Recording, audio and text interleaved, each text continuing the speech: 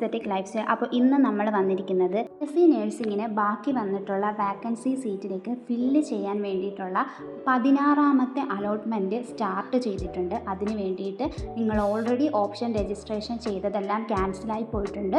പുതുതായിട്ട് option registration പ്രൊഫൈലിൽ കയറി ചെയ്യണം.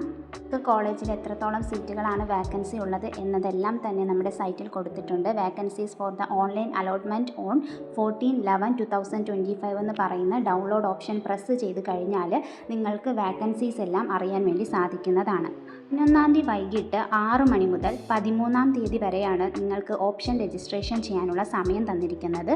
ഉച്ചയ്ക്ക് 12 മണി വരെയാണ് തന്നിരിക്കുന്നത്. ഓൾറെഡി അഡ്മിഷൻ എടുത്ത കുട്ടികൾക്ക് ഇവിടെ പാർട്ടിസിപ്പേറ്റ് ചെയ്യാനായിട്ട് അഡ്മിഷൻ എടുത്ത കോളേജിൽ പ്രിൻസിപ്പളുമായി സംസാരിച്ച് NOC സർട്ടിഫിക്കറ്റ് കയ്യിൽ മേടിക്കണം. അതുപോലെ തന്നെ നിങ്ങളുടെ പ്രൊഫൈലിൽ NOC ഇഷ്യൂഡ് എന്ന് കാണിക്കണം. അത് കോളേജിൽ പറഞ്ഞ് അവർ വേണം പെർമിഷൻ തരേണ്ടത്.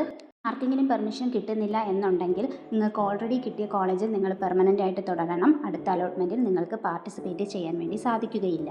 ഈ ഒരു ഓൺലൈൻ സ്പെഷ്യൽ അലോട്ട്മെൻറ്റ് BSc നഴ്സിങ്ങിന് മാത്രമാണ്. 14-ാം തീയതി അലോട്ട്മെൻറ്റ് വരുന്നതായിരിക്കും. വാക്കൻസി സീറ്റ് ഫില്ല് ചെയ്യാൻ വേണ്ടിയിട്ടാണ്. അപ്പോൾ ഇഷ്ടപ്പെട്ട കോളേജിൽ ആണ് എന്നുണ്ടെങ്കിൽ മാത്രം ഓപ്ഷൻ വെക്കുക.